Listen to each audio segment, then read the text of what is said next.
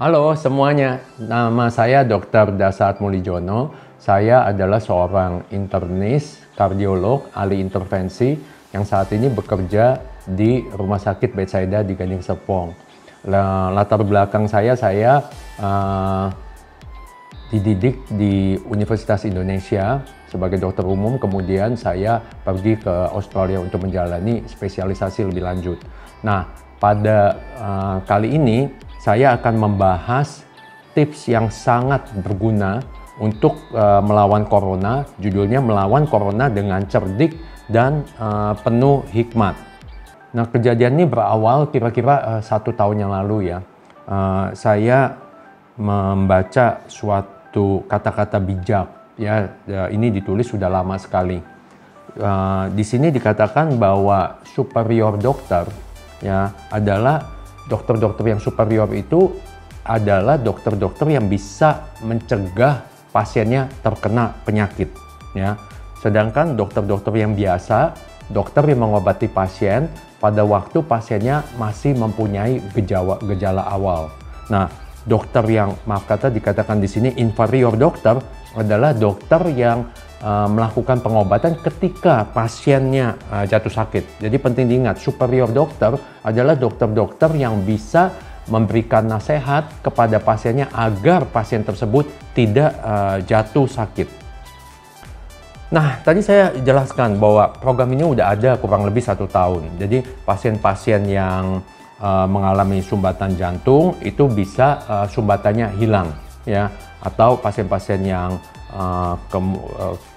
sudah dilakukan pemasangan cincin itu pembuluh darahnya itu tidak tersumbat kembali, proses yang disebut restenosis. Kemudian juga diet yang sama ini atau program yang sama ini juga sangat bagus untuk gagal jantung. Beberapa pasien dengan darah tinggi itu berhasil kita stop obat-obatannya dan tekanan darahnya menjadi normal tanpa obat, hanya dengan mengubah pola hidup. Demikian juga pasien dengan diabetes, diabetesnya berhasil kita sembuhkan ya, bahkan tanpa obat, dan banyak dari mereka yang berhasil melepas insulin. Obesitas ya, obesitas ini adalah suatu penyakit. Jadi obesitas itu kita bantu dengan program yang baik sehingga pasiennya berat badannya dapat mencapai normal. Kita tahu obesitas merupakan faktor risiko juga untuk terjadinya hipertensi, diabetes, dan gagal jantung, dan juga sumbatan pembuluh darah jantung. Peningkatan kolesterol selain obat-obatan juga bisa kita bantu dengan perubahan gaya hidup, perlemakan hati, kemudian gangguan ginjal terutama yang masih ringan ya, itu bisa dengan mengubah pola hidupnya bisa kita kembalikan ke normal. Demikian juga penyakit autoimun seperti lupus, rheumatoid arthritis bisa dikembalikan ke normal. Penyakit fungsional paru beberapa jenis bisa dibantu dengan program yang sama, dikembalikan ke normal. Peradangan menahun, bahkan kanker juga bisa di-maintain dengan program hidup yang benar. Penuaan dini ya.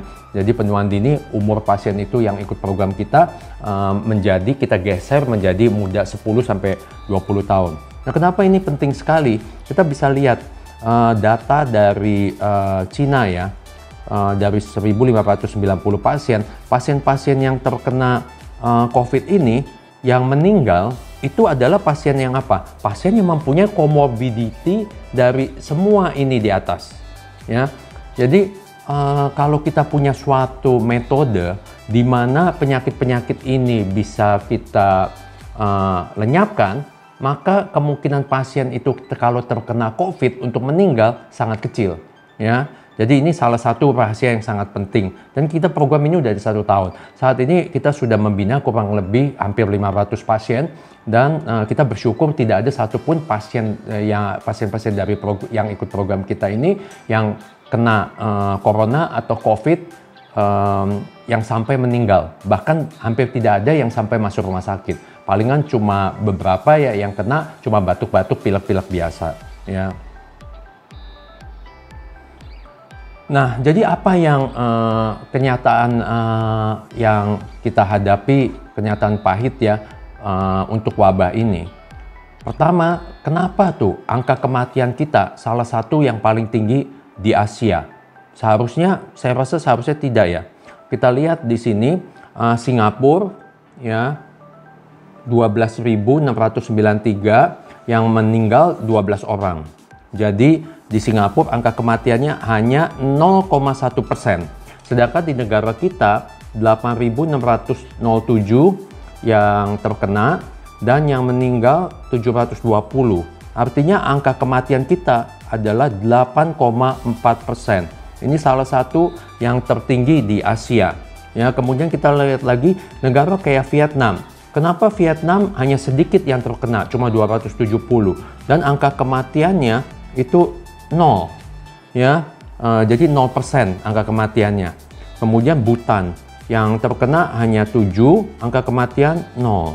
Nah, kita harus pelajari kenapa kok mereka bisa mengalami wabah, cuma angka yang terkena kecil dan angka kematiannya demikian kecil.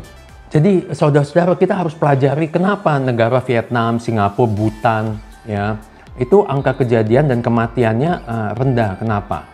Nah, ini sudah saya pelajari dengan sesama. Ini berhubungan dengan pola hidup, termasuk makanan yang mereka makan ya. Nah, ada situasi yang disebut mikrobiota. Mikrobiota itu adalah sekarang menjadi sangat populer karena mikrobiota itu menentukan daya tahan tubuh seseorang. Mikrobiota ini adalah kuman-kuman yang mendekam di tubuh seseorang. Jadi kalau orang itu mempunyai kebiasaan makan yang sehat, mempunyai kebiasaan pola hidup yang baik ya, cukup istirahat, cukup berjemur, cukup olahraga, dia mempunyai mikrobiota yang lebih unggul daripada bangsa yang tidak menjalankan program kesehatan tersebut. Ini penting sekali, nanti juga akan saya bahas. Nah, kemudian dari penelitian-penelitian banyak negara-negara, contohnya di negara kita, pasien saya yang kekurangan vitamin D, ya, padahal vitamin D ini sangat penting untuk membantu kita melawan corona. Yang kekurangan vitamin D itu 90% lebih. Ya, jadi sangat banyak. Belum lagi yang kekurangan vitamin A, kekurangan vitamin B, kekurangan vitamin C, tentunya sangat banyak. Ya, di Cina juga demikian. Banyak sekali yang kekurangan vitamin D, vitamin A, B, C. Padahal lucu, apalagi di negara kita negara tropis. Matahari ada di mana-mana. Kok bisa kekurangan vitamin D? Karena kebanyakan orang sekarang malas untuk berjemur. Ya, termasuk saya. Ya, dulu saya malas, sekarang saya mulai lebih banyak berjemur. Ada dua fungsi daripada berjemur itu, nanti saya jelaskan. Kemudian trace element. Trace element ini termasuk kayak zinc ya, itu kekurangan zinc, kekurangan koper, kekurangan selenium ya. Itu semuanya berdampak kepada kekebalan tubuh seseorang ya. Nah, ini kita belum ada penelitiannya bahwa rakyat kita yang kekurangan trace element saya rasa banyak sekali. Ya, maka itu tidak heran melihat angka kematian demikian tinggi dan angka terpapar yang demikian tinggi. Jadi satu, kita harus pelajari dulu kenapa negara-negara tertentu ini mempunyai angka terpapar yang rendah dan angka kematian yang rendah. Kenapa negara kita sangat tinggi? Kalau kita udah tahu jawaban ini, kita akan ketemukan rahasia ini dan kita tahu, oh ini caranya supaya kita jangan terkena ya. Saya tidak begitu tertarik dengan program-program kalau sudah terkena harus melakukan apa, obatnya apa. Kalau sudah terkena, tadi saya bilang tidak termasuk lagi cara pencegahan. Kita maunya menjadi superior dokter sebelum terkena. Jangan sampai pasien itu terkena. Nah, kemudian yang ketiga, kita pelajari kenapa bayi dan anak kecil nih hampir tidak ada yang meninggal. Ya, nah ini dihubungkan dengan karena bayi itu dan anak kecil itu mempunyai nitric oxide yang tinggi dan juga mempunyai melatonin yang tinggi. Daya tahan tubuh mereka belum berkembang dengan seluruhnya. Pernah saya bahas sebelumnya, ada kejadian yang disebut dengan cytokine storm. Jadi pasien-pasien dengan corona ini meninggalnya bukan karena virus itu sendiri, tapi karena reaksi imunitas di dalam tubuh si pasien yang disebut dengan cytokine storm, yang akhirnya menjadi bumerang bagi pasien itu sendiri. Jadi tubuhnya menghantam tubuhnya sendiri sehingga terjadi kehancuran pada organ-organ, termasuk kehancuran pada paru-parunya yang disebut ARDS, yang sehingga akhirnya pasiennya perlu menjalankan perawatan di ICU, diintubasi, dan masuk ke mesin pembantu pernapasan. Dan kebanyakan kalau udah sampai tahap itu angka kematian menjadi sangat tinggi. Jadi kita kalau bisa jangan sampai sakit, jangan sampai masuk rumah sakit, jangan sampai masuk ICU, jangan sampai masuk mesin. Bagaimana caranya kita udah tahu rahasianya. Nah, kemudian juga bayi karena masih muda mempunyai mitokondria. Mitokondria itu adalah generatornya sel kita. Mempunyai mitokondria yang sangat kuat. Mitokondria yang sangat kuat, dia bisa menangkal virus. Tapi saya nggak usah jelasin karena ini lebih ke arah untuk awam ya. Ini molekulernya segala macam nanti pada sesi berikutnya dapat kita jelaskan. Kemudian apalagi bayi dan anak-anak tidak ada istilah panik. Walaupun wabah di mana-mana, mereka santai-santai saja. Mereka nggak mikirin bagaimana besok bisa kehilangan pekerjaan. Malahan kalau sekolah diliburin, kita tahu sendiri. Anak-anak kecil kalau sekolah diliburin, oh bahagia sekali bisa main-main. Ya, jadi kemungkinan terjadi cytokine storm hampir tidak ada. Kemudian juga mereka di negara-negara yang program BCG-nya berjalan dengan baik, mereka lebih terlindung karena pada saat di umum mereka kemungkinan perlindungan dari BCG-nya lebih kuat. Nah, kemudian kita lihat orang yang imunitasnya tinggi, ya yang keempat, orang yang imunitasnya tinggi yang melakukan lifestyle yang benar, jadi orang-orang seperti yang kita lakukan dan teman-teman kita dokter-dokter dan profesor-profesor di Amerika lakukan dan grup 500 pasien yang sudah saya rekrut, ini belum ada yang terkena corona dan belum ada yang dirawat di rumah sakit dan belum ada yang cacat atau meninggal. Paling beberapa, itu pun juga yang udah tua ya, yang udah mempunyai comorbidity, dia bilang, ya kemarin saya ada kayaknya kena sedikit flu dok. Sedikit batuk-batuk, sedikit pilek ya, atau sedikit sakit tenggorokan, tulang-tulang sakit sedikit. Tapi itu aja dok. Tapi saya nggak perlu sampai dirawat di rumah sakit. Ya, saya yakin bahwa mereka telah terkena corona. Cuma masalahnya mereka tidak mau atau tidak bersedia untuk pergi ke rumah sakit karena takut diisolasi. Ya, takut diisolasi dan takut sekali karena mereka dengar pelayanannya kadang-kadang terlalu banyak pasien di sana, jadi pelayanannya tidak optimum. Ya, kita bersyukur bahwa mereka ini semua sampai hari ini sudah berjalan 2 bulan, 3 bulan hidup dan tidak ada masalah sama sekali. Nah, kemudian soal obat, ya ini perlu kita bahas. Obat yang ampuh untuk penyakit corona sampai hari ini belum ada. Ya, termasuk kemarin Singapura menggembar-gemborkan salah satu obat HIV atau obat yang dipakai untuk pasien-pasien dengan HIV itu gunanya besar menurut mereka. Tapi dari penelitian di negara lain obat itu dinyatakan tidak berhasil. Ya, kemudian juga itu yang disebut Kaletra ya, tidak berhasil. Kemudian papernya lagi ada Remdesivir, pertama digebu-gebukan, sekarang katanya kurang berhasil. Kemudian Avigan yang dari Jepang, sekarang katanya kurang berhasil. Jadi harapan mereka sekarang dikatanya mau pakai plasma dari donor-donor pasien digunakan, tapi itu masih dalam, juga belum ada penelitiannya, juga kita keterbatasan di mendapatkan donornya, belum lagi juga efek sampingnya kita belum tahu. Jadi saya pikir jangan terlalu kita harapkan untuk jatuh sakit, kemudian kita mengharapkan mendapatkan pengobatan. Kalau bisa jangan sampai sakit, ya. Nah, kedua, obat-obatan ini yang data-data yang cukup mengkhawatirkan, obat yang mempan di suatu negara belum tentu mempan di negara lain. Diduga bahwa virus ini bisa bermutasi. Jadi misalnya obat itu mempan di Jepang, belum tentu mempan di Indonesia. Ya. Nah, jadi bahaya karena artinya kita mungkin sudah membeli obat A. Kita pikir obat A ini bisa berguna untuk rakyat kita, ternyata belum tentu berguna. Nah, itu sudah kita alami di negara manapun juga sudah dialami. Kemudian keterbatasan kesediaan obat. Ya, saat ini kalau begitu ada obat yang dirasa itu akan berguna untuk corona ini, wah negara-negara lain juga udah pada borong. Jadi belum tentu kita bisa dapat obatnya. Ya. Kedua, harganya mahal. Kayak kemarin teman saya di Singapura menyatakan bahwa penggunaan Kaletra, ya, obat anti HIV pada pasien-pasien corona Indonesia yang dirawat di sana, katanya lumayan berhasil. Tapi harganya sangat mahal, kalau nggak salah puluhan juta.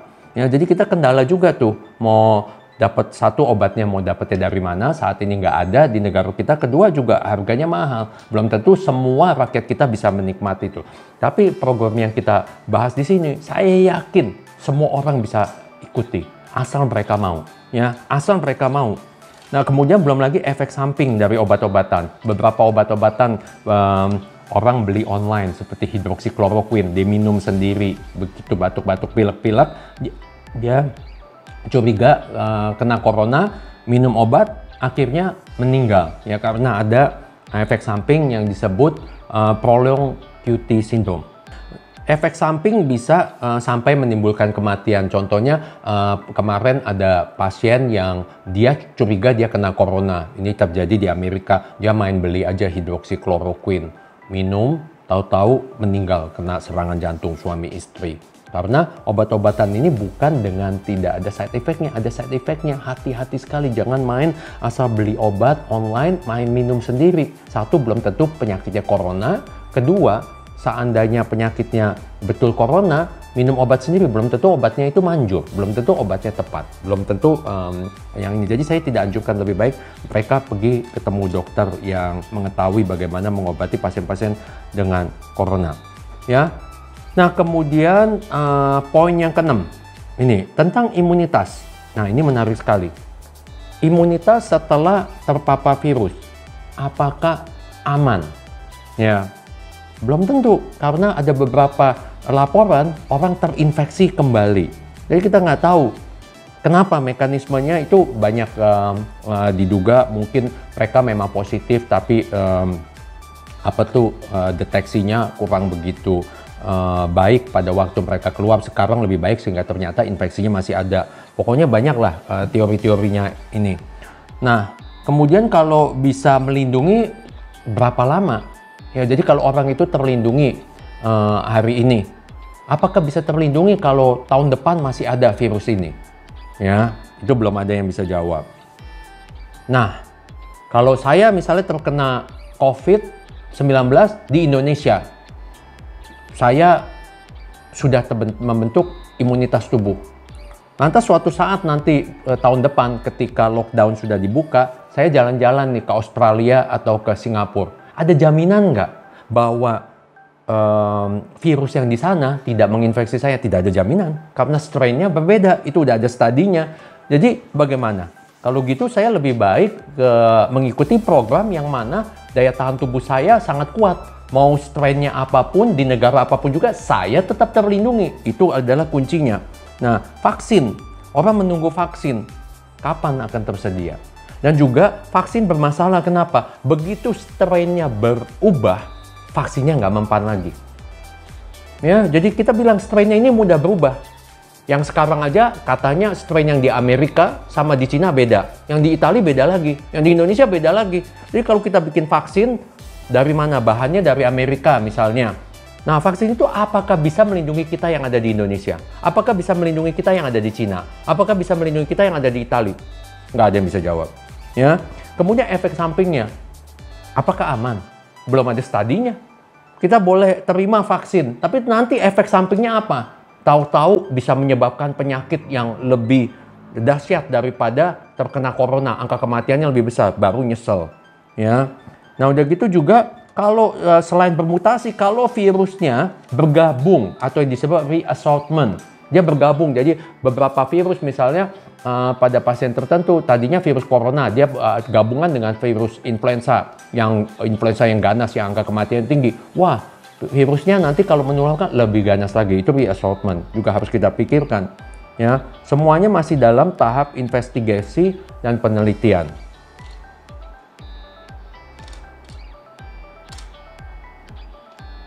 Nah, sekarang masalah kedepannya, ini yang juga saya akan bahas.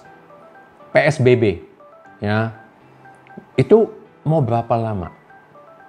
Ya, nah ada beberapa orang dia pada waktu wabah kita melanda di Indonesia, mereka lari ke Singapura. Ya, mereka ikut lockdown di Singapura. Dengan pikiran setelah beberapa bulan mereka bisa kembali ke negara kita dan virusnya sudah bersih. Apakah benar teori daripada PSBB itu adalah kita melakukan isolasi diri di rumah sampai virusnya bersih, nanti kita baru boleh keluar? Apa betul itu tujuannya PSBB atau lockdown di negara-negara yang lain lakukan? No, PSBB itu dilakukan supaya ya orang yang terpapar virus ini jumlahnya terbatas, supaya orang yang terpapar yang sehingga membutuhkan fasilitas rumah sakit bisa dilakukan. Misalnya kalau semua tidak melakukan PSBB, maka satu hari yang kena misalnya 100.000, wah tidak cukup rumah sakit misalnya di Jakarta untuk menangani demikian pasien. Tapi kalau dilakukan isolasi, satu hari yang kena 1.000, oh masih ada ranjang untuk itu, masih ada tim medis yang bisa melakukan memberikan bantuan, masih ada kamar ICU, masih ada mesin ventilator yang bisa digunakan. Jadi PSBB tujuannya bukan kita melakukan isolasi nanti 2 bulan hilang virusnya. Ya, jadi itu salah. Maka itu sekarang banyak orang-orang kaya mulai pikir mau balik ke negara kita. Nah, ini nanti saya jelaskan. Mungkin udah ada sedikit terlambat, tapi mudah-mudahan masih bisa ditolong. Ya. Nah, kemudian kita lihat dampak dari ekonomi, sosial, politik bisa lebih besar daripada pandemi itu sendiri. Artinya, kalau kita terus-terusan melakukan isolasi, tidak mau melakukan tahap-tahap bagaimana kita mencegah, kalau kita terkena virusnya kita tidak apa-apa. Tapi kita terus konsentrasi di isolasi, mau sampai kapan? Ya, 1 tahun? Jangankan negara kita, negara maju pun setengah tahun aja. Dia udah bilang kalau setengah tahun begini, kolaps kita punya ekonomi. Setengah tahun. Ya, baik itu di Australia atau Amerika melakukan isolasi, kolaps negaranya. Ya, apalagi di kita. Jadi kita hati-hati bagaimana menangani itu. Jadi kita harus cari jawaban bagaimana ya virus itu tetap ada, tapi kita bisa menang melawan virus itu. Ya, nanti orang-orang kebanyakan meninggal bukan karena corona, masalah medis lainnya. Jadi udah nggak punya uang. Ya, nanti angka bunuh diri akan begitu gede, angka orang-orang depresi begitu gede, nggak bisa tidur, segala macam. Akhirnya sakit, angka yang kena jantung begitu besar, angka yang kena diabetes yang tidak tertolong begitu besar, dan seterusnya. Hati-hati, kita harus pikirkan soal ini. Ya, jadi konsep ada yang disebut herd immunity. Artinya konsep ini, kalau di suatu masyarakat, populasinya 70-80% sudah terkena, maka kita anggap aman karena virus itu udah susah ditularkan kepada sisa-sisanya. Ya, jadi sebetulnya kalau kita lakukan PSBB kemudian kita lepas, ada kemungkinan yang disebut second wave, bisa mulai dari awal lagi. Mudah-mudahan jumlahnya tidak sebesar waktu yang pertama karena sebagian sudah imun. Ya, kemudian ada third wave. Diperkirakan berapa lama?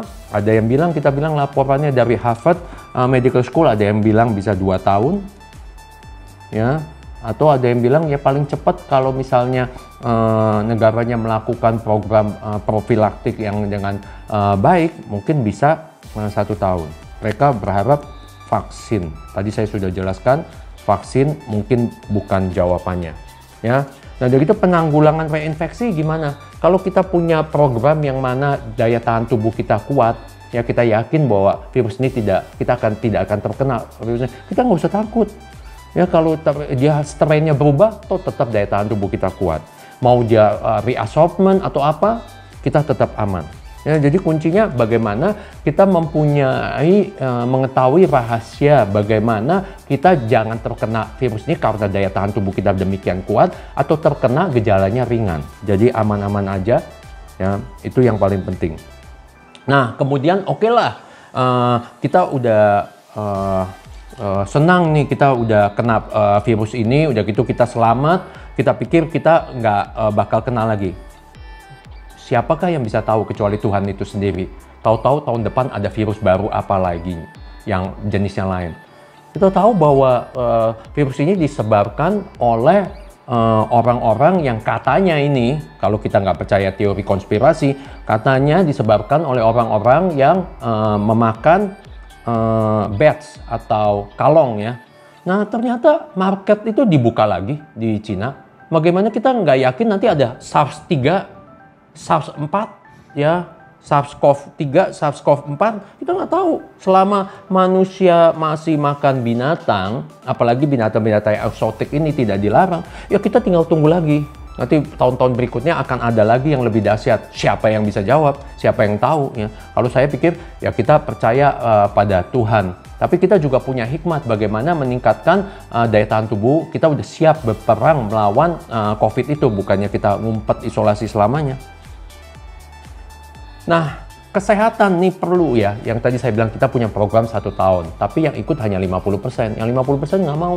Yang 50% tetap menganggap bahwa kesehatan itu tanggung jawab dari si dokter. Mana ada kesehatan tanggung jawab dari dokter? Kesehatan itu tanggung jawab dari kita masing-masing. Yang paling peduli atas kesehatan kita, paling sayang atas diri kita dan keluarga kita adalah kita sendiri. Ya, itu harus diingat.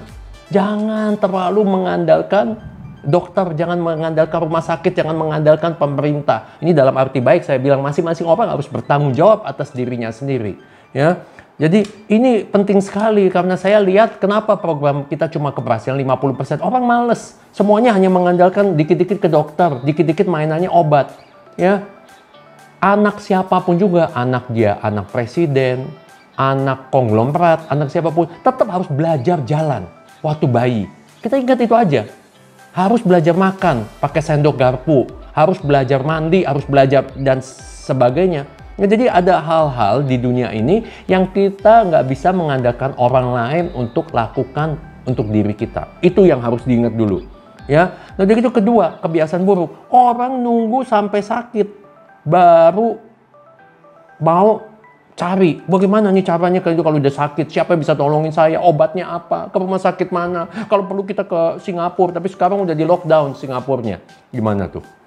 Ya, jadi mau lari nggak bisa, mau tinggal di negara kita penuh dengan ketakutan karena dia dengar yang meninggal udah begitu banyak. Ya, nah udah gitu kebanyakan orang konsentrasi tadi saya bilang di pengobatan dan vaksin, bukan di pencegahan, termasuk dokter-dokternya. Ya, harusnya kita tadi konsentrasi bagaimana mencegah supaya virus ini jangan sampai mengenai kita dan kita celaka.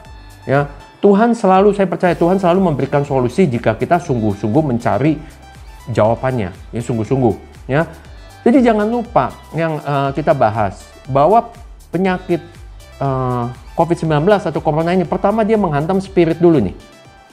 Ya, spiritnya dihantam dulu. Ya, dengar berita ini udah banyak yang mati nih, ini gimana ini? Waduh, pengobatannya nggak berhasil. Wah, dokternya nggak cukup di Indonesia.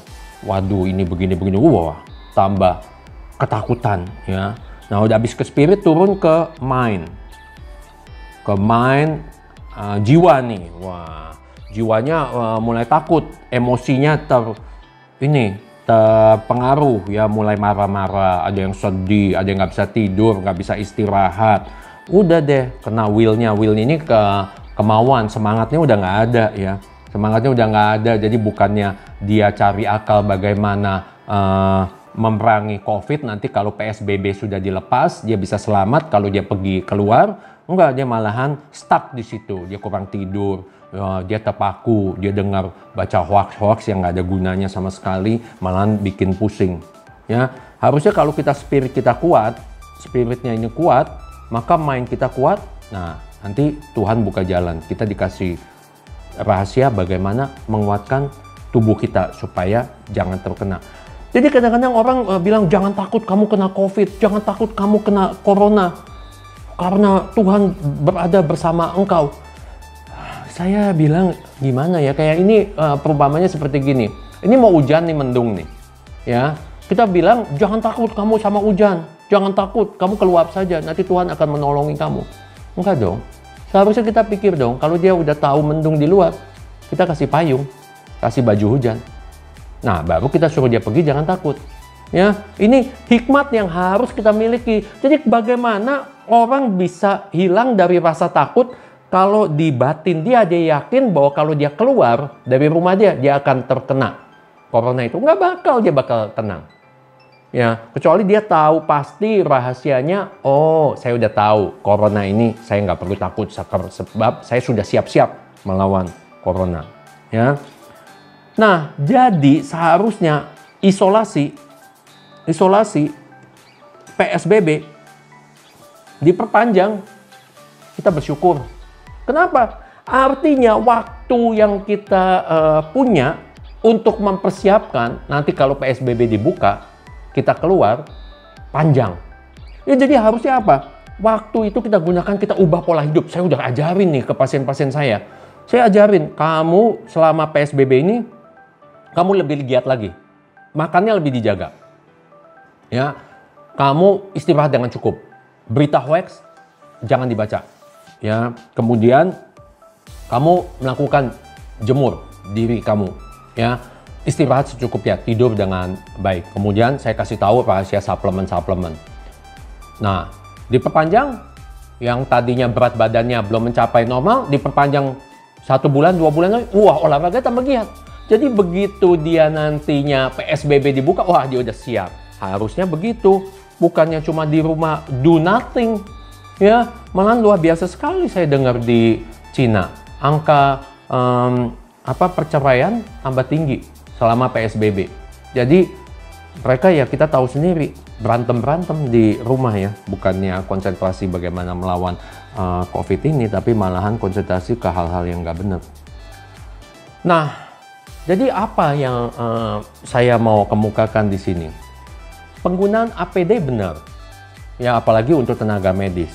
Sebab kenapa penggunaan APD ini penting sekali? Karena walaupun daya tahan tubuh kita sangat baik dan kuat, namun kalau jumlah virus yang masuk ke kita besar jumlahnya, ya, maka ini sukar dihindari. Ya, tetapi kalau terpapar jumlahnya kecil, oh it's good. Jadi kita udah keluar nih. Ya, kadang-kadang nggak semua masker yang digunakan itu bisa melindungi dari virus. Banyak orang pakai masker salah-salahan aja, cuma karena secara kejiwaan dia pakai masker rasa aman. Padahal sebetulnya masker itu tidak ada gunanya, dia harus beli masker yang khusus untuk melindungi dirinya dari COVID-19 ini. Nah, jadi kalau kita terpapar, misalnya saya kadang-kadang di rumah sakit saya lepas masker saya. Ya, dengan harapan apa? Saya terpapar sedikit, jumlah virus yang sedikit, supaya terbentuk imunitas. Prinsip vaksin. Ya, prinsip vaksin itu adalah menggunakan virus yang dilemahkan atau bakteri yang dilemahkan, seperti vaksin BCG, supaya tubuh kita membentuk imunitas. Ya, cepat atau lambat semua orang akan terpapar. Ya, tapi pada waktu kalau kita sudah mengikuti program perubahan pola hidup yang benar, waktu dia terpapar, dia ready untuk melawan virus itu. Kemudian mencegah virus bereplikasi. Jadi kalau daya tahan tubuh kita kuat, ya, tubuh kita itu begitu virusnya masuk, dia langsung musnahkan.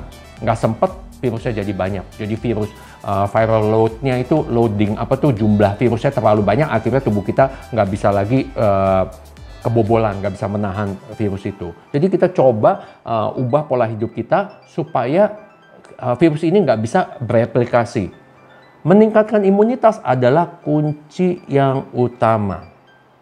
Jadi kalau kita udah tahu rahasianya bagaimana meningkatkan imunitas, ya kita nggak takut tahun depan ada virus lagi, virus corona ini bermutasi.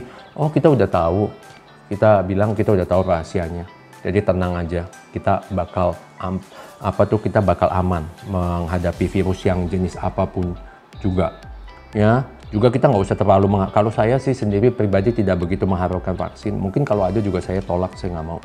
Ya, saya bilang kalau Tuhan bisa kasih tahu saya rahasia tanpa campur tangan manusia, ya karena virus ini juga datangnya dari binatang dan Tuhan izinkan, saya tentunya akan menjalankan hal itu terlebih dahulu dengan mengubah pola hidup saya.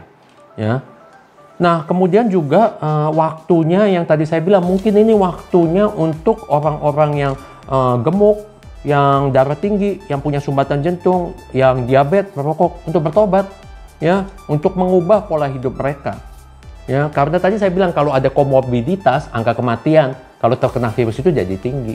Nah, kalau ini komorbiditasnya kita hilangin, angka kemungkinan kena seandainya terkena virus itu, angka kematiannya sangat rendah atau mungkin bahkan kita di grup-grup ini belum ada yang meninggal. Nah, jangan lupa menguatkan fungsi sel dan tubuh kita. Jadi kita meremajakan umur biologis. Jadi kalau kita punya rahasia untuk mengubah pola hidup kita, umur kita itu, ya, umur biologis kita ini bertambah. Tapi sebetulnya bukan umur biologis, umur kita yang aslinya ini bertambah, tapi umur biologis kita bergeser ke arah yang lebih muda. Nah, kita tujuannya mengubah pola hidup kita agar umur biologis kita berubah menjadi lebih muda. Nah, kita tahu tadi kalau anak muda terkena COVID dibandingin dengan orang yang sudah berumur, angka kematian besar mana? Oh, orang yang sudah berumur. Jadi kalau kita bisa geser umur biologis kita menjadi seperti anak muda, misalnya saya umurnya 50-an, kita geser ke 30-an, oh saya angka kematiannya turun lagi. Ya, nah itulah di balik ini. Jadi kita punya prinsip di balik ini adalah kita menggeser, meremajakan umur biologis. Nah, tadi saya sudah bahas. Jadi kalau kita waktu isolasi ini bukan waktunya kita untuk santai, malahan kita nggak ada waktu. Kita waktu isolasi ini kita mau berperang nih nantinya. Kalau PSBB dibuka. Jadi kita harus meningkatkan daya tahan tubuh kita seoptimal mungkin. Diet kita bagusin. Exercise. Ya, di rumah exercise. Berjemur. Ya, kalau yang males berjemur bisa beli sepeda, dia bisa sepedahan di perumahannya. Istirahat yang cukup, tidur cukup, suplemen. Jadi kita ada penelitian kalau suplemen itu diminum, udah kena nih, baru minum, wah kurang bermanfaat. Dia harus diminum sebelum kena. Seperti orang dikasih payung setelah hujan jalan setengah, ya dia udah basah dulu. Tapi kalau dia bawa payungnya dari awalnya, wah dia lebih selamat. Ini penting banget. Jadi banyak orang sekarang, wah dia makan suplemen kalau udah kena. Harusnya suplemen seperti vitamin-vitamin yang tadi saya sebutkan diminum sebelum dia kena, jauh-jauh sebelum dia kena.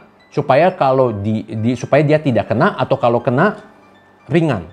Ya, juga tadi reversal of comorbidity, penyakit-penyakitnya coba dibalikkan ke normal. Reversal kita ada caranya. Pemberesan jiwa, mind, dan spirit, ya. Itu waktunya, apalagi sekarang lagi bulan puasa.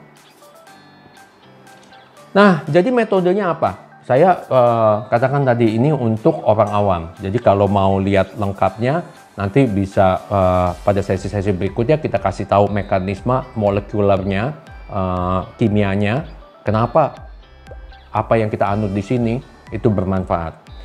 Ya.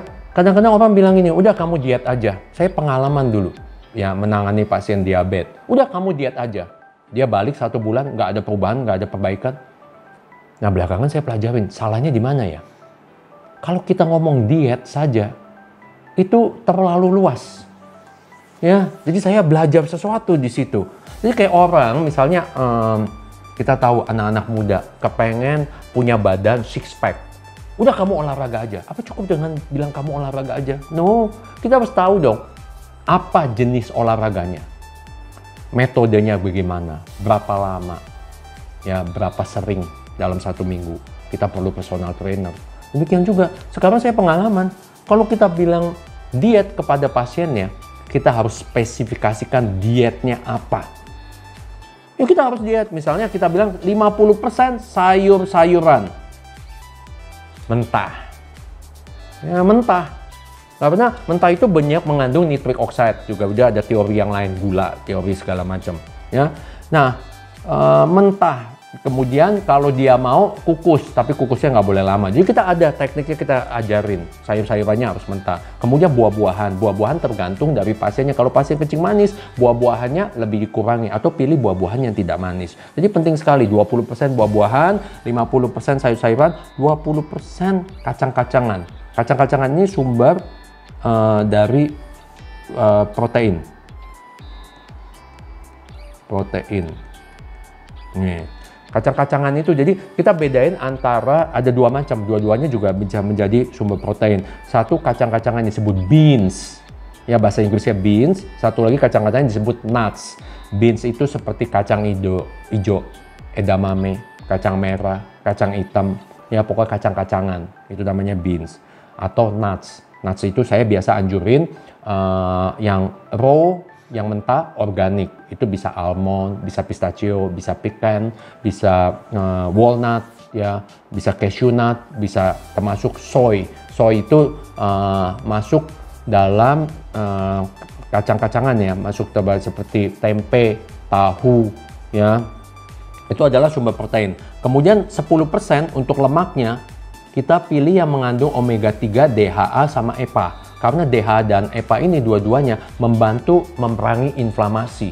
Jadi seandainya pasiennya kena COVID, dia udah siap karena cadangan daripada omega 3-nya, DHA dan EPA cukup. Ini ada biasa dari seeds. Seeds ini bisa flaxseed, ya, bisa chia seed, bisa macam-macam. Nanti kita beritahu untuk pasien yang masuk program kita. Jahe atau ginger bahasa Inggrisnya, kemudian kunyit, ya, kayu manis, kemudian bawang putih, ya, cabai yang merah, sama cengkeh. Nah itu bagus, kita harus makan itu karena itu semuanya anti-inflamatori yang membantu kita memerangi virus. Juga ada beberapa teori yang spices ini membantu kita memerangi virus sehingga virusnya tidak bisa bereplikasi. Ya, jadi komposisi makanan kita karbohidrat 60%. Karbohidratnya ini apa? Kita lihat tadi, dok, ini saya nggak melihat adanya nasi. No, saya bilang tidak boleh makan nasi. Itu nanti teorinya kita bilang teori tentang tinggi gula.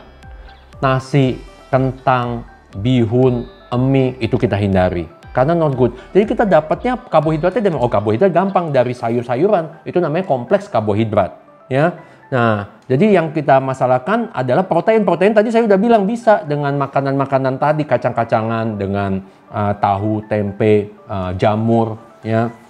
Kita bisa cari sendiri di Google banyak, bisa kita lihat sendiri.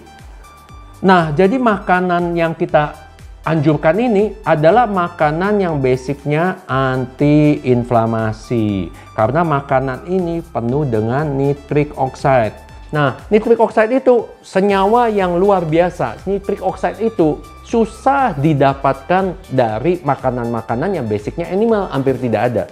Ya, jadi dia lebih banyak didapatkan dari makanan-makanan yang basicnya adalah tumbuh-tumbuhan. Jadi makanan apa yang penuh dengan nitric oxide? Yaitu satu, sayur-sayuran yang hijau. Ya, entah itu bayam, entah itu kale. Pokoknya sayur-sayuran hijau. Sekarang banyak sekali di supermarket kita bisa beli sayuran hidroponik. Kemudian berries. Berries itu kayak kita tahu saudara-saudara yang disebut blackberry, raspberry, strawberry, atau itu apa tuh, acai berry. Itu banyak mengandung antioksidan sama nitric oxide. Kemudian spices yang tadi saya bilang, cengkeh, ya, ginger, kemudian kunyit yang tadi saya sebutkan itu banyak sekali mengandung nitric oxide. Nah ini kita nggak bisa dapetin dari makanan-makanan yang basicnya binatang. Nah, kita juga nggak bisa dapetin dari nasi, dari kentang, itu nggak ada. Jadi mereka kita bilang makan makanan yang empty kalori, cuma memberikan kalori doang, nggak ada manfaatnya sama sekali, nggak ada membantu kita untuk menang melawan COVID. Ini penting, bukan main. Ya, jadi senyawa-senyawa ini menaikkan interferon. Nah, interferon ini kita sudah ada studinya. Interferon ini membantu tubuh manusia untuk memerangi melawan virus. Nah, kalau orang makannya goreng-gorengan, makannya fat, ya, makannya daging, apalagi lemak-lemaknya juga soto, sop, segala macam, ini menurunkan imunitas. Ya, akhirnya begitu kena COVID, ya babak belur. Akhirnya masuk rumah sakit. Udah gitu juga, selain itu makanan-makanan yang tadi dimakan itu membantu untuk terbentuknya cytokine storm. Jadi kalau orang itu makannya goreng-gorengan, makannya nasi banyak, makannya yang basicnya binatang-binatang, ya, nanti dia lebih gampang terkena cytokine storm. Ya, tadi kita lihat orang-orang yang angka kematiannya rendah di negara-negara yang kematian rendah, mereka makan apa? Mereka banyak makan yang memperbaiki mikrobiotanya. Itu udah ada studinya. Nah, kita makannya apa? Kita gorengan terus. Jadi akhirnya beginilah, imunitasnya nggak ada. Begitu kena wabah, banyak yang meninggal. Ya. Nah, kalau kita makan animal fat, itu meningkatkan inflamasi juga. Jadi kalau kita makan makanan-makanan yang basicnya binatang, yang bukan kita pikirkan ke arah sehatnya, maka tubuh kita capek. Dia harus perang melawan COVID dan juga perang melawan makanan yang dimakan. Karena makanan yang dimakan itu meningkatkan yang kita sebut ya ROS, Reactive Oxygen Species dan Free Radical. Jadi capek akhirnya kalah. Ya. Jadi kalau kita siap-siap dengan makan makanan yang sehat, ketika kita kena COVID, wah udah siap. Jadi kita udah siapin semuanya supaya badan kita menang melawan COVID-19 itu. Nah, kedua, teori diet rendah gula. Ya, nah kita dari penelitian-penelitian ini kita udah tahu kalau seseorang makan kayak tadi nasi, ya, mie, bihun, ya, kentang, itu namanya refined karbohidrat, termasuk biskuit, roti, ya, itu refined karbohidrat, itu empty kalori, nggak ada manfaatnya untuk kita semua. Itu bisa bikin gulanya menjadi tinggi. Jadi makanan-makanan yang kita sebut refined karbohidrat ini bisa membuat gula di badan kita tinggi. Nah, kalau gulanya tinggi di pasien itu, maka itu merangsang terbentuknya inflamasi, menurunkan daya tahan tubuh. Juga banyak penelitian menyatakan virus itu bertumbuh ketika gula di dalam tubuh kita tinggi. Ya, jadi ada istilah yang disebut hiperinsulinemia. Jadi begitu kita makan refined karbohidrat, misalnya nasi, mie, atau bihun, atau roti, maka gula di badan kita langsung naik. Kita bisa tahu, kita bisa beli alat ukurnya, glukometer. 1 jam kita lihat, kalau 1 jam lebih dari 120 itu udah warning, lagi zaman wabah gini, jangan sampai kita 1 jam habis makan lebih dari 120, kita bikin serendah mungkin, apalagi pasien-pasien yang diabetes. Jadi kalau misalnya gulanya bagus, maintenance rendah terus, kalau kita makan sayur-sayuran, itu kompleks karbohidrat, dilepasnya di usus pelan-pelan. Kalau refined karbohidrat langsung begitu dimakan, diserap, gulanya naik. Ya, habis gitu insulin kita naik. Insulin apa? Selain menurunkan gula, dia adalah pro-inflamatori, dia bikin inflamasi. Jadi kalau pasien masuk ke rumah sakit, kita kasih makan yang goreng-gorengan, kita kasih makan daging-dagingan, kita kasih makan nasi. Waduh. Ya, jadi virusnya ketawa-ketawa. Karena nggak ada bantuan sama sekali dari tubuhnya untuk melawan virus itu. Ini rahasia yang harus diketahui. Nah, kita untuk tadi nitric oxide, kita ada alat. Alatnya kita pasien-pasien yang udah ikut kita taruh di bawah lidah, ya, nanti ketahuan warnanya berubah, ya. Nah, jadi gitu, kalau itu tadi modalnya untuk mengetahui gula tinggi atau enggak, modalnya glukometer aja, ya. Nanti kalau mau tahu lebih lanjut di sesi berikutnya akan saya jelaskan. Nah, dari gitu ada teori yang disebut alkalin. Jadi alkalin ini adalah makanan-makanan tertentu yang kita makan, karena kalau makanan itu sifatnya alkali, maka dia membantu imunitas tubuh kita dan juga mengurangi inflamasi. Nah, cara taunya makanan itu alkali atau enggak, kita ada alat ukurnya dengan mengukur urin. Jadi kalau urin kita nanti hasilnya basah, maka makanan yang kita makan itu sifatnya alkalin. Kalau makanan itu sifatnya alkalin, maka daya tahan tubuh kita dan perlindungan dari tubuh kita terhadap COVID-19 itu jauh lebih besar. Jadi makanan alkalin ini apa? Satu adalah sama lagi tadi, makanan yang mengandung nitric oxide juga makanan yang sifatnya alkalin. Makanan sayur-sayuran yang hijau, ya, seperti kol, cauliflower, brokoli. Ya, brokoli itu juga kita ajarin cara masaknya, nggak boleh langsung makan, potong-potong dulu, taruh 30 menit, ada reaksi enzimnya, baru boleh dimakan. Ya, sebaiknya mentah atau dikukus sebentar. Kemudian makanan-makanan yang sifatnya buah-buahan asam gitu, sitrus seperti jeruk, lemon, ya.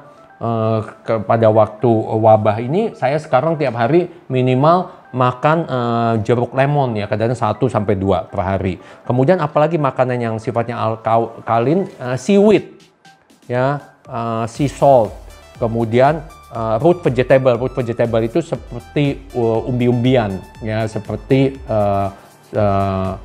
ubi ungu atau ubi yang warnanya kuning sekali. Beets yang warnanya merah itu juga sifatnya alkalin. Carrots atau wortel itu juga alkalin. Ya, pada waktu zaman wabah ini saya ajarin pasien saya, oh saya lapar dok, kepingin makan ngemil. Oh boleh, ngemil. Ngemil apa? Wortel. Saya bilang gitu. Jadi ngemilnya apa? Seperti saya sendiri, ngemilnya wortel. Ngemilnya apa? Lemon. Ngemilnya apa? Tomat. Ya, sesuatu yang berguna. Setiap kali sebelum kita masukkan sesuatu ke dalam mulut kita, kita pikir dulu ini gunanya buat apa makanan ini. Ya, jangan main asal masuk aja, asal kenyang, asal enak. Tapi pikir dulu gunanya makanan ini buat apa. Ya, kemudian buah-buahan seperti nanas, kiwi, kesemek atau persimmon, nektarin, aprikot, apel, watermelon, ya, atau semangka, itu semuanya makanan yang sifatnya alkalin. Kemudian kacang-kacangan juga alkalin, kemudian bawang, garlic, dan jahe itu juga alkalin sifatnya. Nah, kemudian teori apa lagi? Kenapa kok disuruh hindari makanan yang basicnya binatang? Saya tadi udah bilang itu makanan yang basicnya binatang itu pro-inflamatori. Dia bikin inflamasi di tubuh kita. Maka itu penyakit-penyakit asalnya daripada makanan-makanan yang basicnya binatang. Termasuk telur, termasuk susu, termasuk segala macam produk-produknya. Ya, mereka membentuk free radical atau reactive oxygen species. Kemudian ada teori lagi namanya TMAO. Ya, hari ini saya nggak bisa bahas terlalu banyak. TMAO ini produk yang dihasilkan dari makan-makan binatang dan ini dicurigai penyebab daripada sumbatan jantung, penyebab daripada darah tinggi, diabetes, dan segala macam kerusakan ginjal juga. Jadi kalau kita nggak makan yang basicnya binatang, TMAO kita berkurang di tubuh kita, bahkan akhirnya lenyap. Dan kemungkinan kita terkena penyakit-penyakit kronik yang bisa meningkatkan komorbiditas kita kalau terkena COVID menjadi hilang. Ya. Kemudian juga kalau kita biasa makan makanan yang basicnya binatang, nah kebanyakan di dalam binatang-binatang ini sudah mengalami keracunan ya. Kita bisa kena keracunan arsen, kadmium karena makanan yang diberikan kepada binatang itu sebanyak kimianya. Banyak karena pupuk-pupuk, kadang-kadang orang taruh pupuk di makanan-makanan binatang ini ya. Kemudian kan dipotong dikasih ke binatang. Nanti akhirnya di tubuh binatang ini ada penelitiannya sudah banyak mengandung arsen, kadmium, antibiotik juga banyak digunakan. Ya. Pada binatang-binatang supaya binatang yang nggak sakit suntik aja antibiotik. Akhirnya kita makan. Nah, nggak heran kalau lama-lama kita resisten. Begitu kita sakit, entah itu kita sakit bakteri atau virus, akhirnya resisten terhadap obat yang diberikan. Ya, juga makanan yang basicnya binatang meningkatkan stres dan kortisol. Nah, tadi saya bilang stres dan kortisol ini sangat penting untuk mencetuskan terjadinya cytokine storm. Sehingga pasiennya akhirnya meninggal kena ARDS, ya, acute respiratory distress syndrome, ya.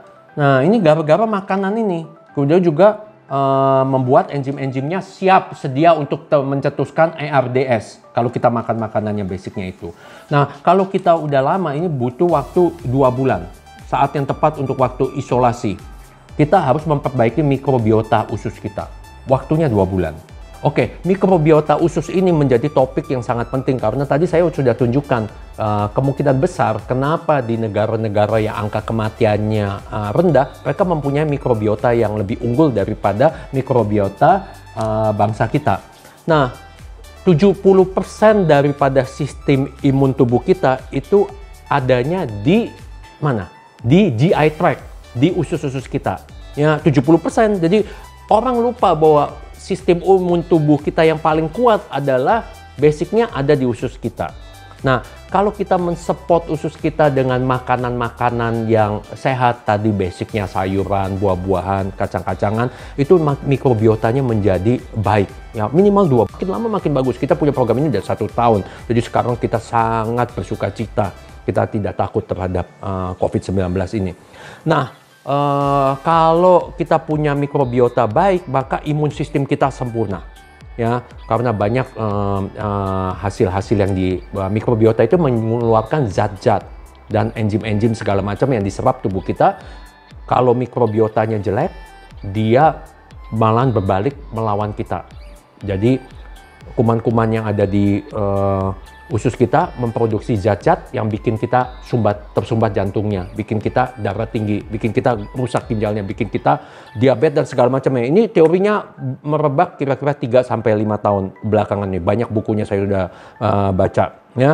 Nah, juga kalau mikrobiotanya bagus, dia membantu tubuh kita untuk memproduksi antioksidan. Good mikrobiota membantu kita memerangi inflamasi karena basicnya daripada COVID-19 ini adalah inflamasi, membentuk inflamasi di dalam tubuh kita. Nah, mikrobiota yang bagus juga ini penting sekali, mempengaruhi emosi. Jadi kalau kita mikrobiota di usus kita ini luar biasa penelitiannya. Jadi kalau mikrobiota di usus kita ini bagus, kita lebih kalem, kita lebih tenang, ya sesuai dengan mikrobiota di usus. Ini ada penelitiannya. Jadi kita lebih nggak stres. Maka itu kemungkinan terjadi cytokine storm lebih kecil kalau mikrobiota kita baik. Nah, mikrobiota itu juga kita lihat salah satu manifestasi daripada virus corona ini bisa bermanifestasi sebagai mencret, muntah, mual, segala macam. Dia bisa menembus usus kita. Jadi kalau mikrobiotanya buruk, ada kondisi yang disebut gut leaky syndrome. Ya. Nah, gut leaky syndrome itu barier terhadap virus untuk masuk ke tubuh kita jebol. Ya, akhirnya masuk. Kalau kita kuat mikrobiota, dia melindungi. Jadi virusnya nggak bisa masuk. Ya, jadi kalau mikrobiota kita baik, kita banyak makan fiber. Ya, fiber ini sangat membantu sebagai anti-inflamatori. Fiber itu tadi didapatkan paling banyak fiber bukan pada sayur. Sayur juga ada fibernya, tapi lebih banyak pada beans. Ya, maka itu banyak makan beans. Saya tiap hari makan kacang hijau. Ya, bisa 1-2 mangkok. Kadang-kadang kalau sempat saya masak kacang merah. Ya, nah kalau mikrobiotanya buruk, ya seperti terjadi di negara kita, akhirnya imunitasnya menurun. Akhirnya badannya penuh dengan inflamasi.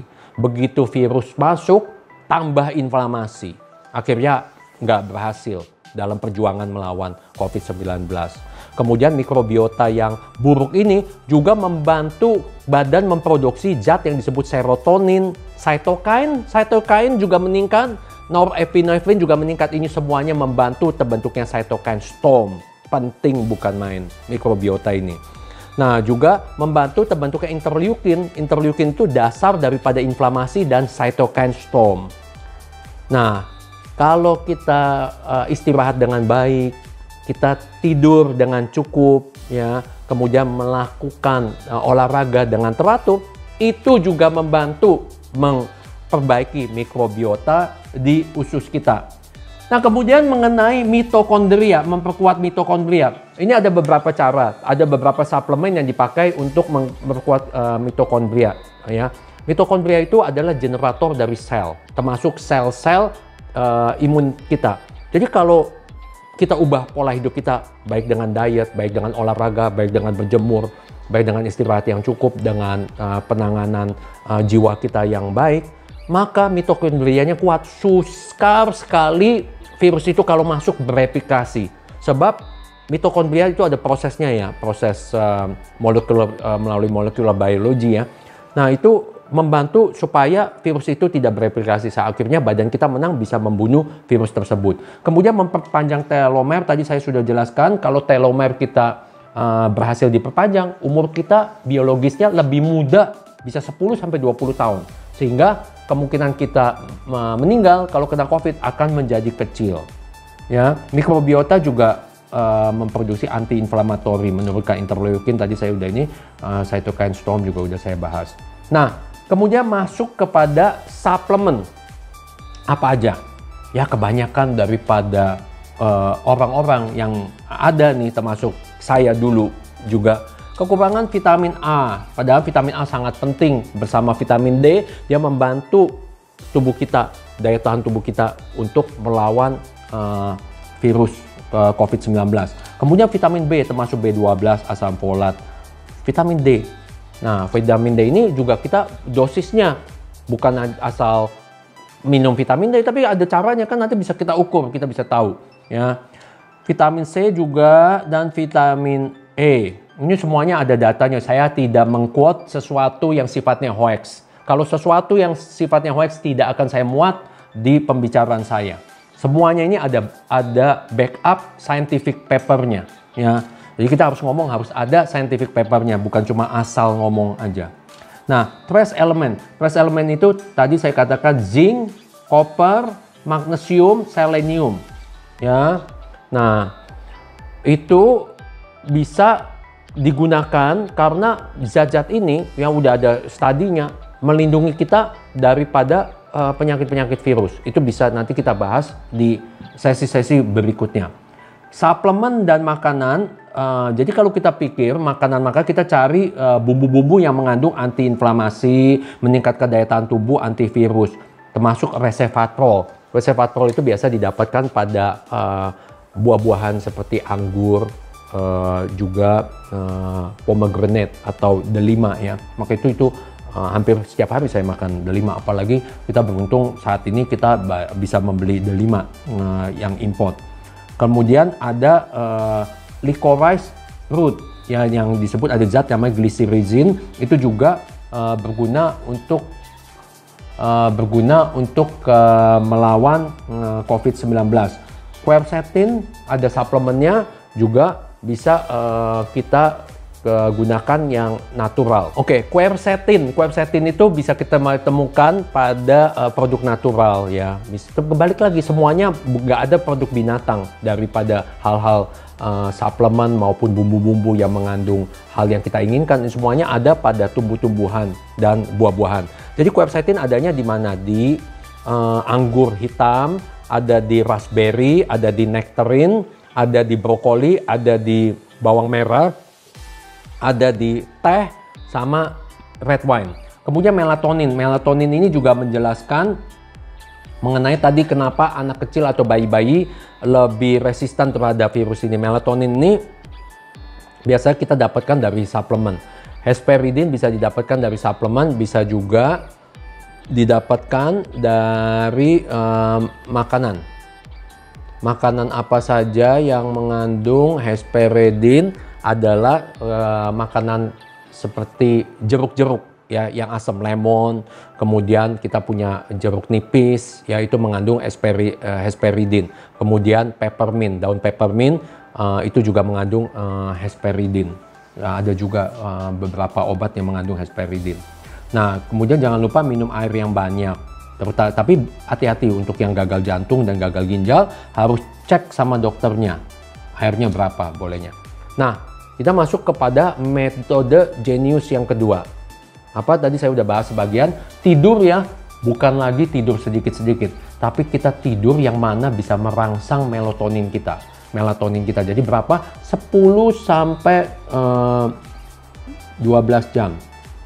Oke, metode jenius yang kedua yang kita lakukan dan grup kita, yaitu tidur. Tidur itu bukan asal tidur, ya, tapi tidur betul-betul nyenyak. Saya bilang sleep like a baby. Jadi tidurnya 10 sampai 12 jam supaya melatonin kita meningkat. Kalau kita tidur dengan cukup, stres juga hilang, ya. Kadang-kadang saya suka sakit pilek-pilek dikit, begitu tidur besoknya bangun seger lagi, langsung hilang penyakitnya. Nah, juga tidur, pada waktu tidur tubuh kita membantu tubuh kita untuk menangani inflamasi, ya, itu penting sekali. Maka itu kadang-kadang kalau pasiennya, nggak semua pasien harus ke rumah sakit. Kalau pasien-pasien dengan COVID ringan, mendingan dia di rumah, dia isolasi, dia tangani di rumah, ya. Kalau nanti ke rumah sakit, ya, maaf kata, rumah sakit kita yang private masih jarang yang buka untuk COVID. Rumah sakit rujukan, nanti pasiennya yang biasa tinggalnya di VIP atau super VIP, sekarang tidur 6 orang, ya, akhirnya nggak bisa tidur. Akhirnya malahan terkena cytokine storm. Nah, kurangin stres, berita hoax, ya, banyak sekali ini berita yang menyesatkan. Ada yang bilang katanya kalau mengatasi virus ini dengan hair dryer, ada yang bilang minum lemon, ada lagi yang bilang makan pisang lah, apalah. Jadi nggak ada data ilmiahnya. Ya, jauhi dari emosi negatif. Jadi jangan kita di masa COVID ini, Ya, jangan kita ribut-ribut lagi. Kita lebih baik menjauh diri dari orang yang mau cari ribut. Jauhi keadaan yang bisa menurunkan imunitas kita. Jadi jangan kita mau stres, jangan mau ikut campur urusan orang, jangan mau bergaul sama orang-orang yang cuma kerjaannya membangkitkan emosi kita. Kita jauhi orang-orang itu. Tapi bina hubungan dengan teman yang penuh peduli. Dekatkan diri kita ke orang-orang yang mengasihi kita. Orang-orang yang optimistik, jangan cari orang-orang yang pesimistik. Nanti kita ikut pesimistik. Orang-orang yang optimistik, orang-orang yang benar. Orang yang cerdik dan bijaksana. Jadi cari nasihat sama orang yang cerdik, bijaksana, dan mengetahui rahasia ini. Bagaimana menang melawan COVID. Bukan cuma asal bunyi. Nah, olahraga ya kita penting intensitasnya sedang, jangan terlalu berat. Karena kalau terlalu berat, ada studinya atlet-atlet yang olahraganya terlalu berat, malahan imunitasnya menurun. Kita olahraganya yang sedang-sedang aja. Kalau saya biasanya pakai sepeda. Ya. Nah, atau kalau enggak cross training. 150 menit minimal. Lebih banyak, lebih bagus. Tapi santai aja. Ya, apalagi yang berat badannya masih tinggi, harus lebih banyak olahraganya. Kesempatan waktu PSBB olahraga di rumah. Ya, bukannya merenung-renung sambil menangis atau sedih, tapi semangat karena kita ada jalan, kita nggak usah takut. Ya, jemur matahari. Saya nggak mau membahas soal jam berapa karena itu udah menjadi perdebatan. Dua sebetulnya hal tujuan kita melakukan jemur matahari. Waktunya saya bilang bebas, yaitu ketika matahari itu ada. Karena yang kita anut di sini, vitamin D gampang, bisa kita berikan suplemen. Kebanyakan butuh suplemen, walaupun dia sudah jemur. Kalau nggak ada suplemennya juga nggak naik vitamin D-nya. Nah, kita pentingkan di sini adalah jemur matahari untuk meningkatkan imunitas. Itu ada scientific study-nya. Nah, kurang lebih 1 jam lah. Ya, latihan pernapasan yang benar. Napas itu kita harus banyak ambil napas dalam. Ya, latihan napas yang benar itu banyak video-videonya. Tingkatkan kedekatan kita dengan Sang Pencipta, apalagi ini lagi bulan puasa ya. Kita harus hidup kita itu harus ada buahnya. Ya, kita harus saling peduli ya sama orang-orang di sekitar kita. Kalau kita bisa bantu, kita bantu. Kita harus penuh dengan sukacita. Jangan kita dibodohi sama COVID-19 ini. Kita merengut, kita sedih ya. Nggak ada gunanya. Malah nanti daya tahan tubuh kita lemah, menang deh COVID-nya. Kita harus sukacita, penuh dengan damai. Ya, jangan cari ribut. Sabar, kita harus sabar. Kita murah. Kemurahan ini apa? Yang berbagilah. Orang yang mampu, ya, tolong orang yang lebih lemah. Ya, pikirkan bisanya orang itu bisa jadi kaya raya atau diberkati tadinya dari mana? Ya, kadang-kadang orang lupa. Ya, pada waktu mereka diberkati, ketika ada wabah gini, mereka hold. Padahal mereka bisa bantu orang banyak. Ya, saya nggak mau bahas lebih jauh, itu hubungan masing-masing orang dengan Sang Pencipta. Kemudian lakukan kebaikan. Kita harus mempunyai, di masa wabah ini, kita harus mempunyai iman yang kuat. Dan selalu harus ada pengharapan akan hari esok yang lebih baik. Nah, untuk yang saudara-saudara kita yang melaksanakan puasa ini, ya tapi sebelum terkena infeksi ya, jangan waktu infeksi. Kalau udah waktu infeksi bukan waktunya lagi untuk puasa. Karena puasa pada waktu infeksi malahan melemahkan daya tahan tubuh. Tapi kalau puasa dalam keadaan kondisi lagi sehat, apalagi mengikuti program kita yang tadi, wah lebih bagus lagi. Itu ada studinya, itu meningkatkan autofagi. Autofagi itu jadi tubuh kita memakan sel-sel yang rusak. Jadi diperbarui sel-selnya, sel imunnya juga diperbarui. Malahan kalau puasa yang benar menguatkan imun tubuh. Tapi saya selalu pesan sama saudara-saudara kita yang Muslim yang menjadi pasien saya, waktu bukanya yang hati-hati. Jangan dimakanlah makanan itu lagi nasi yang tadi mie segala macam. No, bukanya tetap kembali seperti yang tadi kita anjurin. Banyak makan sayur-sayuran hijau, banyak makan biji-bijian, buah-buahan. Ya, yang diabetes jangan buah-buahannya manis. Nah, dari itu BCG cover itu juga sampai sekarang masih belum ada ini penelitiannya, tapi kami lakukan pada beberapa pasien saya karena datanya kayaknya cukup kuat. Nah, bagaimana kita bisa tahu? Ini pasien tanya, Dok, bagaimana kita bisa tahu bahwa kita ini optimis, kita bisa menang melawan COVID nih? Ya, kan kita kasih waktu nih 2 bulan sosial isolasi, dia mau akan bertanding. Saya ingat waktu saya ikut ujian, waktu ujian masuk untuk masuk perguruan tinggi, kebetulan saya diterima di UI ya. Saya ada waktu lama kan, dari SMA 2 saya udah mulai belajar. Jadi waktu hari ujian itu tiba, saya nggak ketakutan karena saya punya modal, saya udah belajar, saya belajar dengan giat dan saya bersyukur saya akhirnya diterima ya dengan nilai yang sangat bagus. Nah, jadi kita lihat bagaimana bisa tahu. Satu, BMI, Body Mass Index. Jadi pasien-pasien targetnya adalah 20 sampai 22. Kebanyakan target yang dipakai di luaran terlalu tinggi, 25. Itu mau termasuk udah mild obese. Kita maunya 20 sampai 22 ya. Kemudian kita lihat, nanti kita bisa periksa lipidnya. Tadi kayaknya saya udah bilang, lemak-lemak dari binatang, meningkatkan kolesterol, meningkatkan trigliserid, itu membantu proses inflamasi. Jadi kita nggak mau. Kita mau turunkan lemak-lemak yang ada di tubuh kita, baik LDL maupun trigliserid, itu serendah mungkin. Dan ingat, kadang-kadang pasien gara-gara COVID akhirnya celaka atau meninggal bukan karena COVID-nya, kena serangan jantung, kena stroke. Karena lupa konsentrasinya di stres, ya, konsentrasinya di hal yang nggak kita anjurkan, malahan akhirnya karena stres juga meningkatkan kolesterol, jadi akhirnya terkena serangan jantung dan stroke itu udah banyak. Ya.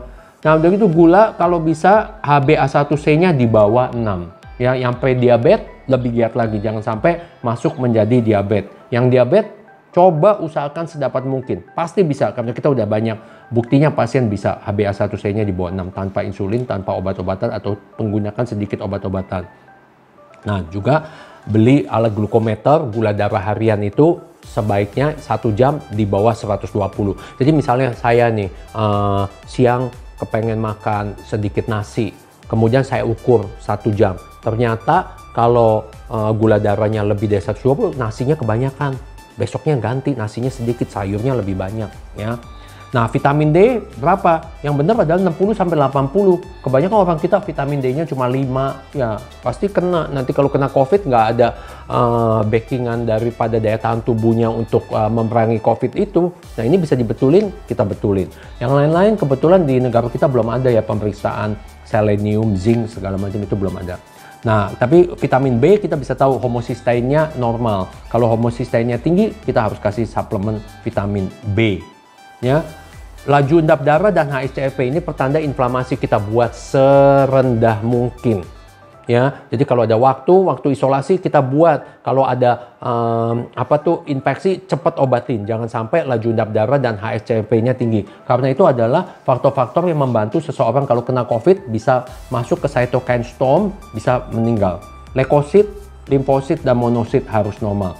Kita lihat pada orang-orang yang gejala awal daripada COVID-19, limfositnya itu mulai turun, ya, monositnya mulai naik. Jadi kita banyak pasien-pasien itu kadang-kadang masih keburu, kita ubah langsung pola hidupnya. Dan kita bersyukur berhasil.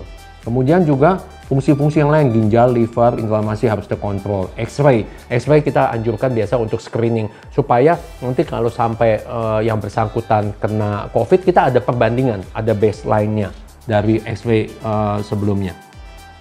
Saya rasa topik kali ini cukup padat ya. Tapi bisa disimak, yang penting dilaksanakan. Tidak perlu kita cuma bilang, omongan dari pembicara baik sekali, tetapi kita tidak akan melaksanakannya, itu percuma ya, sia-sia. Jadi saya bikin YouTube ini karena kepedulian kita. Ya, tidak ada niat lain, kita kepedulian kita terhadap korban yang berjatuhan. Padahal kita tahu sebetulnya inilah rahasianya. Dan ini kita udah lakukan pada saya, grup-grup di Amerika, ya, teman-teman dan juga guru-guru saya yang di Amerika yang disebut plant-based movement, ya. Mereka juga pada sehat sampai hari ini dan kita punya visi dan misi yang sama. Ya, juga kita sudah memberitahukan kiat-kiat ini kepada orang-orang yang kita cintai. Saya yakin ya, jadi intinya kita nggak usah takut.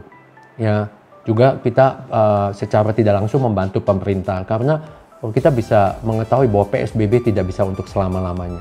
Kita harus buka. Kalau enggak, ekonomi kita hancur. Kayak tadi saya bilang, kita hancurnya bukan karena COVID, tapi kita hancurnya karena kita salah langkah dalam menangani COVID. Nah, kita sekarang sudah mengetahui bagaimana langkah-langkah yang perlu kita lakukan untuk mencegah jangan sampai kita kena COVID. Atau kalau kita kena COVID ringan, kita bisa berobat di rumah. Ya, mudah-mudahan saya harapkan akan saudara-saudara bisa merenung dan bisa melakukan kiat-kiat yang kita sampaikan di sini. Dan kepada yang menjalankan ibadah puasa, saya mengucapkan selamat berpuasa dan mudah-mudahan tidak ada yang sampai terkena COVID atau celaka atau masuk rumah sakit. Saudara-saudara jangan lupa subscribe, like, komen, dan share video ini. Dan jangan lupa saksikan video selanjutnya. Terima kasih.